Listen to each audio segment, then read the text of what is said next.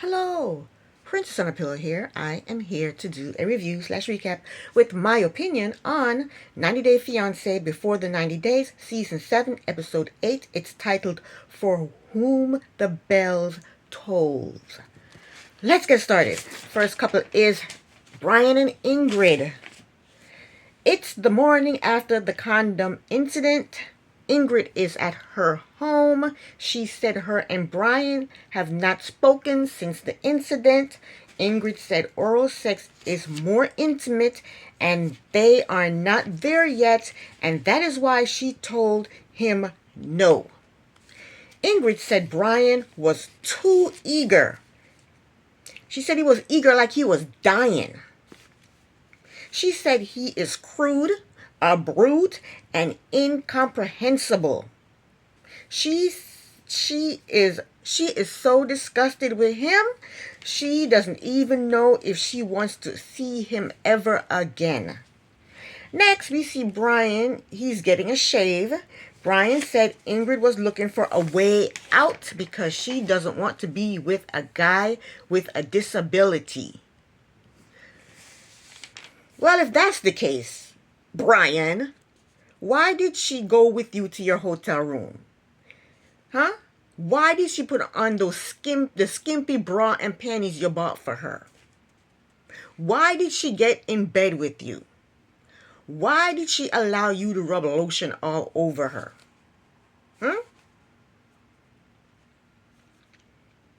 If she doesn't want to be with you because you have a disability, why did she do all of this? Why?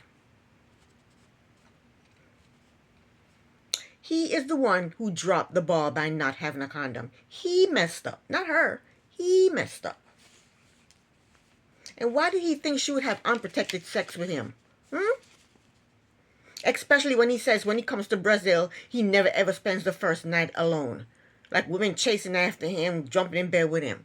And if that's the case, he should have condoms coming out the ears. He should have condom in his socks, in his pockets. He should have condoms everywhere. If that's the case, if he comes to Brazil and he always gets a woman the very first night, he should have all kinds of condoms everywhere.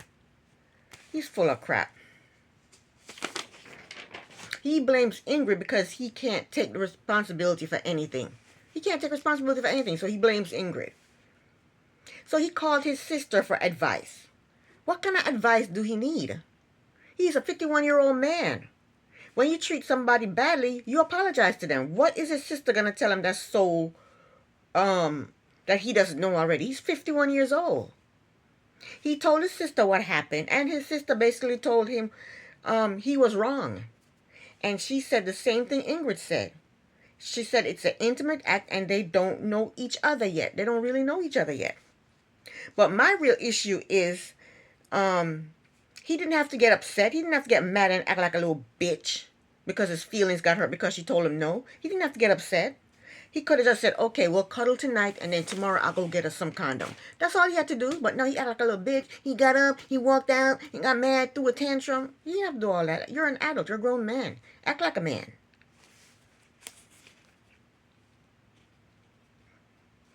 After talking to his sister, he now feels bad about the way he reacted to Ingrid. This is a grown-ass man who's been married, what, 4 times? He said he wants to apologize to Ingrid, but then he said she has been standoffish from the beginning. Of course she's been standoffish from the beginning. Let me tell you why she's been standoffish from the beginning. The reason she's been standoffish is because he told her he was independent, but 10 minutes after meeting him, he had her...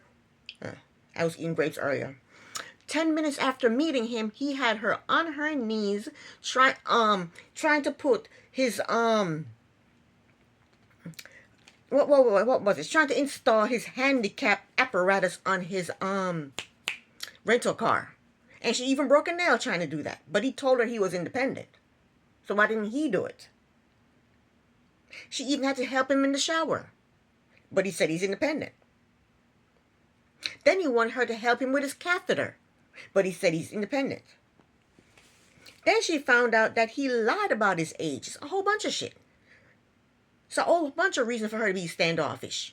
Then he lied about his age. And then lied and said he didn't lie about his age.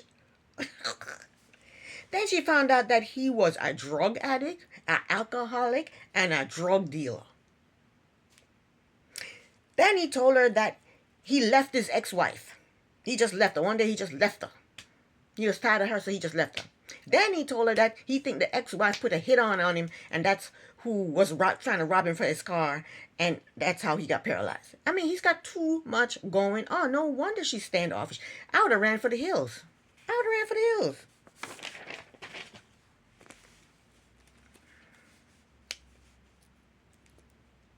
So 2 days after the incident, Brian and Ingrid, they meet up.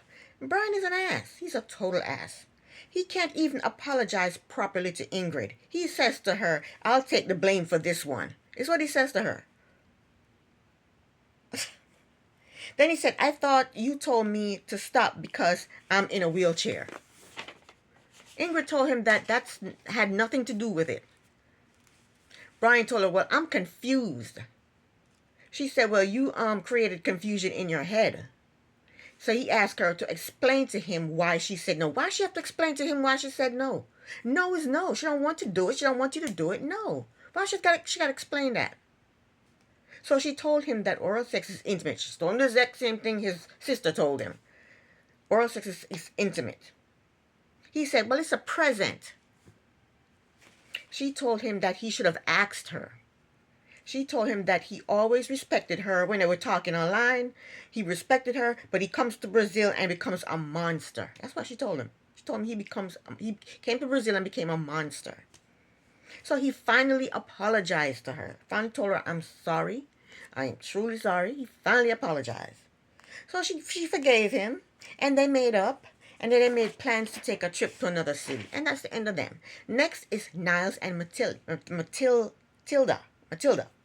Niles got Matilda doing push-ups. Talking about it will flatten her stomach.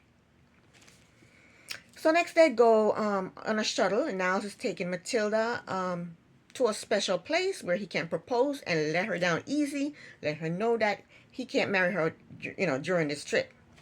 So he took her to a memorial place where the very first president of Ghana was buried. It's a nice place. It's beautiful. Water and fountains. It's very beautiful. And there's a statue of the first president, and he was also buried there. So they sat down, and he read 20 rules to her. 20 of his rules he read to her. And he asked her, he said, do you understand? She goes, no. And I didn't understand either. I didn't know what the hell he was talking about. If I were her, I would write my own rules for him. I would say, don't lie to me. Don't deceive me. Don't try to pull wool over my eyes. Don't treat me like Boo Boo the Clown. Yeah, I would have written some rules for him. So he proposed to her. He gave her the ring and proposed to her. And she started to cry. She was so shocked. She was so surprised that he did that. Got down on one knee and asked her to marry him and present her with the ring. And she was so shocked. She started to cry. And then I started to cry. But he couldn't bust her bubble and tell her right then and there that he can't marry her right now. He couldn't do it. And I don't blame him. There's no way he could have bust her bubble and do that to her right then and there. So later on that day, they go to a club. They sit at a table. They order drinks. And he finally told her.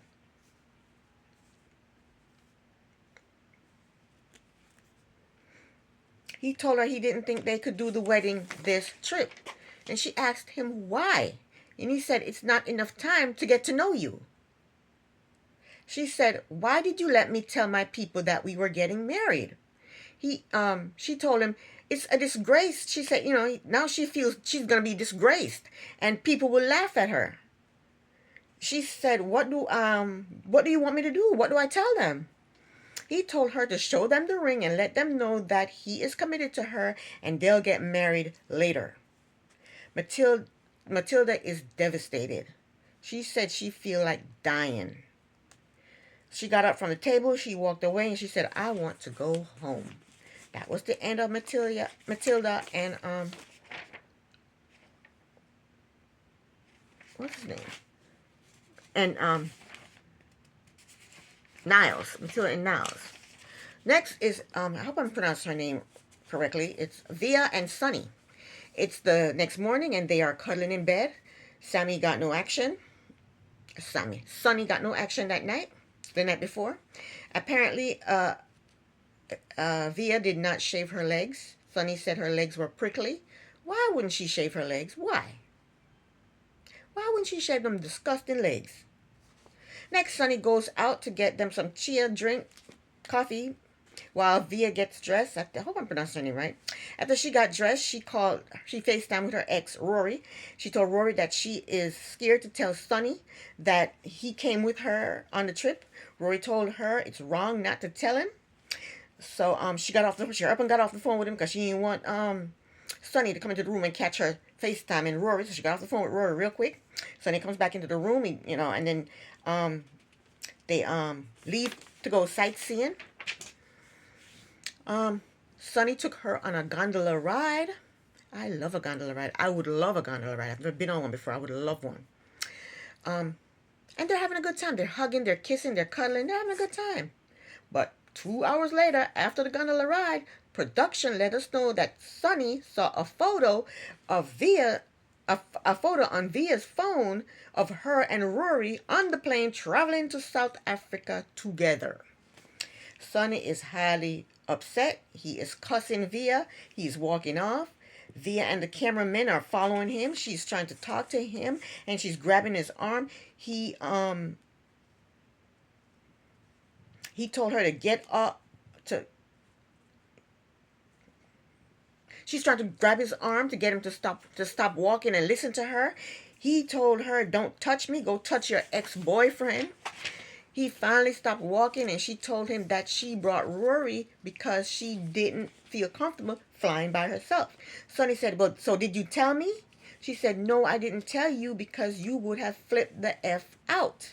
Sonny said, you are crazy for bringing your ex-boyfriend to meet your new boyfriend." She told him she was going to tell him. He said, when were you going to tell me?" She told him that she was going to tell him that night. So they're arguing back and forth. He finally told her to go back home. He told her he is done with her. He told her to go F herself. She told him, "I don't want to lose you. I want you. I don't want Rory." He told her he did not need her. He told her to go back to the U.S. and he walked off. And that's what she gets. I don't feel sorry for her. She should have told him before she came to South Africa that Rory was coming with her. And he went all out for her. He bought her favorite black roses. He picked her up at the airport. He got her a nice hotel room. He cooked for her. He sprinkled rose petals all over the bedroom, all over the bed. He had candles lit all over the bedroom. He went out this morning and got her chia coffee. He took her on a gondola ride. He is being so good to her, and this is how she treats him. She's trifling. She's a trifling heifer. I felt bad for him. So anyway, they took an Uber back to the hotel, and they're arguing in the Uber car. It's either Uber or a taxi, I don't know.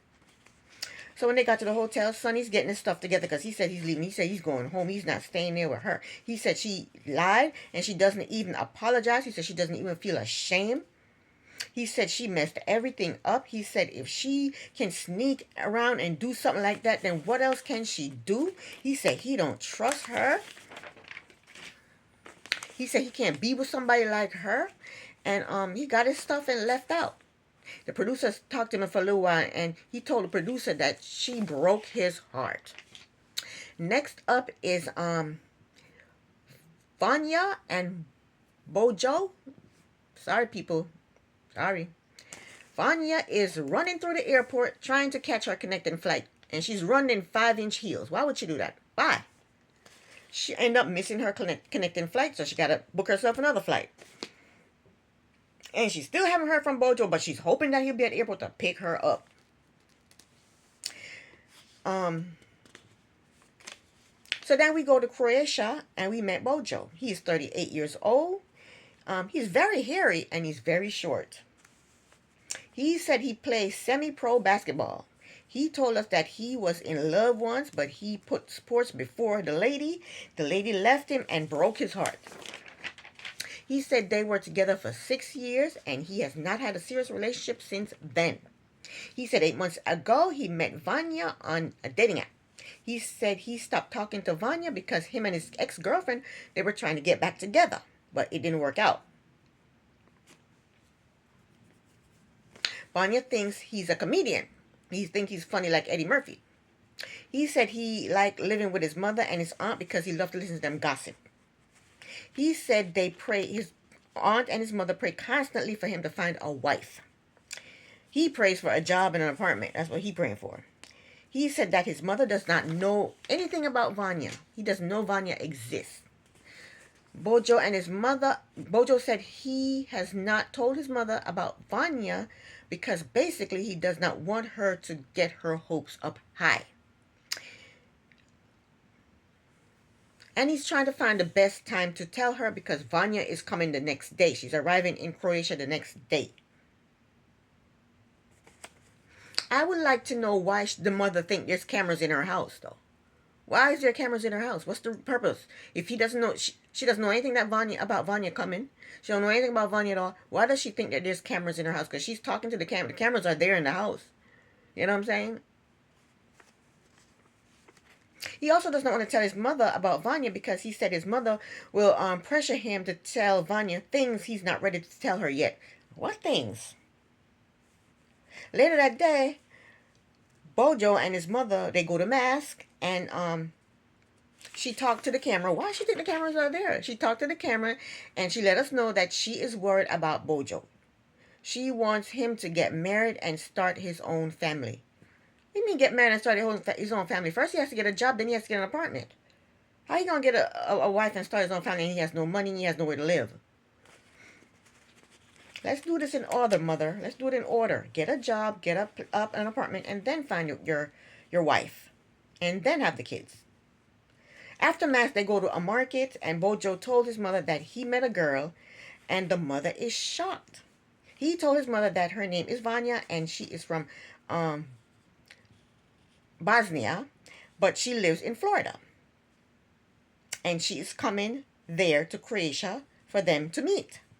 He told his mother that Vanya will be in Croatia for 3 weeks. 3 weeks? That's a long time. He said Vanya is a wonderful person. She's hardworking and she's full of energy. The mother said, thank God. The mother said Bojo would be a wonderful father and husband. He just need help. Help with what? What kind of help does he need? The mother said she wants Vanya to help Bojo find himself. Find himself? Really? Something must be wrong with Bojo. The mother said she does not know. The mother said, does Vanya know that you don't have a job? And he said, nope. She thinks I get paid for playing basketball. His mother said, you don't get paid for playing basketball. That's a recreational thing you do. You don't get paid for that. He told us that he was getting paid for that, but then he got fired, I guess, because they found people that were better, more experienced at basketball than he was. But he has Vanya thinking that he gets paid to play basketball, but not anymore. He can get a job as a basketball coach, right? He feels, Bojo feels like less of a man because Vanya is more successful than he is. He said he is worried that he is not good enough for her and she will be disappointed. Okay, next up is Faith and Lauren. This threw me for a loop.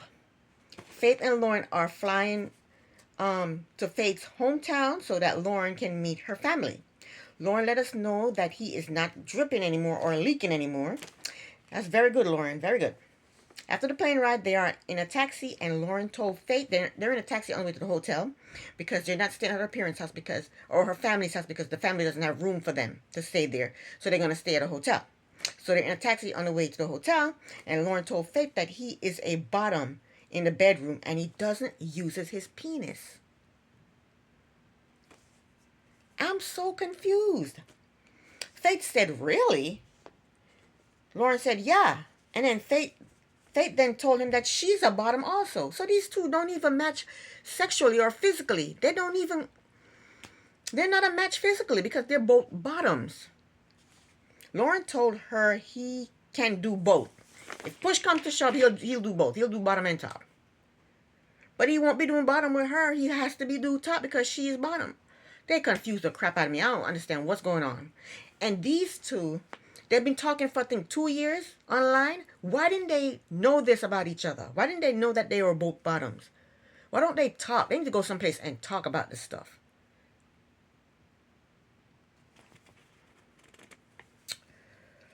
So they were going to, they only reserved one hotel room because they thought they were going to be staying together.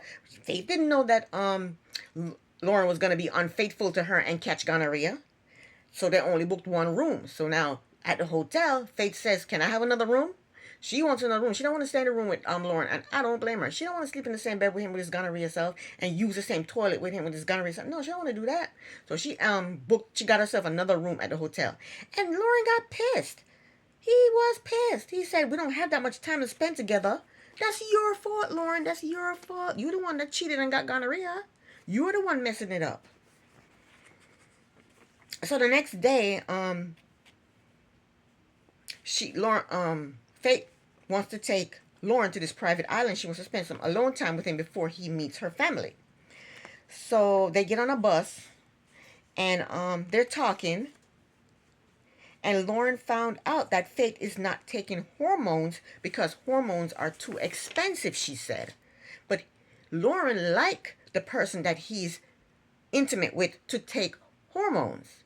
Lauren said in his confessional that he prefers his sex partners to have female penis. What the hell is that? Which only happens when you take hormones. And Faith is not taking hormones because she said hormones are too expensive. They need to talk about this stuff. They need to go somewhere and talk about this stuff. He said if Faith's penis has not transitioned into a female penis, it will affect the physical aspect of their relationship. She doesn't know this. They need to go someplace and talk about all this stuff. They've been talking for, I think, 2 years online. What the hell were they talking about? This is what they should have been talking about.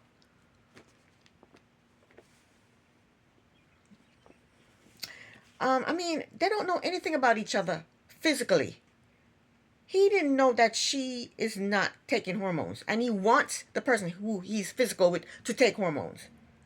And she doesn't know this. She doesn't know that he wants the person that he's physical with to take hormones. She doesn't know this. He would rather her take hormones for the physical part of the relationship, for the physical part of the relationship to work. She doesn't know this. He didn't tell her this. They both didn't know that they were bottoms. How do they not know this? Why don't they talk to each other? He said he doesn't use his penis in the bedroom. She didn't know this. She didn't know this. I don't understand how they don't talk about this stuff. How they didn't talk about this stuff when they were talking online. They need to go somewhere private and talk about this stuff because this stuff is confusing to me. So then, anyway, Lauren asked Faith if she would want him to move to the Philippines and purchase a house for her and him and her family. And Faith ain't paying him no mind because Faith knows that Lauren is a liar, Lauren is broke, and Lauren is homeless. Lauren has no job. So she ain't paying him no mind. Okay? He's just talking. He's just talking about some pipe dream. So anyway, they got into a boat to go to the island, and Lauren is all cozied up next to Lauren, and he tries to kiss her on the cheek. He said, "Can I kiss your cheek?" She goes, "No, we're just friends. No kissing. Forget it." And that was it. That was it for Lauren and Faith. Last but not least, we have Tiger Lily and Adnan. It's time for Tiger Lily to fly back to the States. She is very unhappy to leave Adnan. She is crying. Adnan is comforting her, and after a while, he starts to cry. Then I start to cry. Then they drove to the airport. Tiger Lily is still crying, and they're driving, and she's still crying. They get to the airport, and she's still crying. They're hugging goodbye, and she's still crying. They're saying goodbye, and she's still crying. And it was very, very sad, and I felt bad for them. And that was the end of the episode, and this is the end of my review. Thank you so very much for watching. Princess on a Pillow here. Bye.